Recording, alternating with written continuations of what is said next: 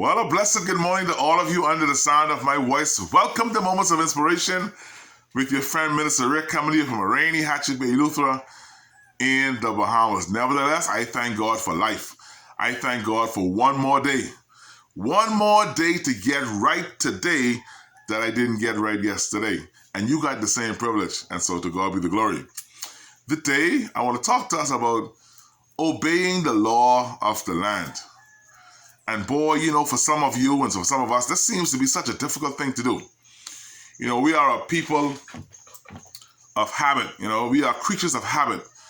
And we're so used to having things our way sometimes and doing things the way we wanted that even against understanding and knowing what the law is, we do things based on our feelings. We do things based on our history. We do things based on how we've been doing it all of our lives. And so when the law actually is applied, some of us think it offensive, some of us think it's negative, some of us think it's personal, not realizing that it is the law of the land. And laws come from God. And I want to invite all of us today to tune in, to be attentive, to listen to the laws of the land. And so I want to read from Romans chapter 13, verse 1 and 2, which says, "Let every soul be subject unto the higher powers, for there is no power but of God. The powers that be are ordained of God." Verse 2 says, "Whosoever therefore resisted the power, resisted the ordinance of God, and they that resist shall receive to themselves damnation." So if the powers that be are ordained of God, meaning that God set these powers up, then it is our responsibility to be obedient to these powers.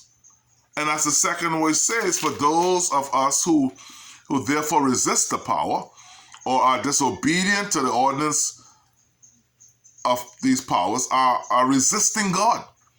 When you resist the law, you are actually resisting God, because God has ordained these laws. And so we have this COVID-19 pandemic on us. And in the Bahamas, we already lost over 100 persons have died in the Bahamas from COVID-19. On our island of Eleuthera, we have well over 100 cases of persons who have been affected. I think we are number 3 or number 4 in the whole country. And all over the nation, numbers are rising. We up to 7,000 in the Bahamas totally, plus. Abaco is affected, Grand Bahama is affected, Nassau is affected, and I think Eleuthera is number 4. And so there are laws in place to save our lives. Whether you agree with the laws or not, whether it's a curfew, whether it's a lockdown, whatever it is related to what the relevant authority is telling us how to survive, your responsibility as a good citizen is to be obedient to these authorities. Even sometimes when in your opinion, it may not make sense. No, I don't understand why some of the rules come out, but nevertheless, it is my responsibility as a good citizen to obey these rules. So we have a curfew of 6 o'clock in Eleuthera. Okay, maybe the curfew should have been 7. But I'm going to try to do my best to prepare myself for 6 o'clock curfew, because the numbers are increasing in my island, and hopefully this curfew, can cause these numbers to go down. That's the intent. Now, I understand as a business person, these may affect you on a Saturday, on a Sunday when you have to run your business.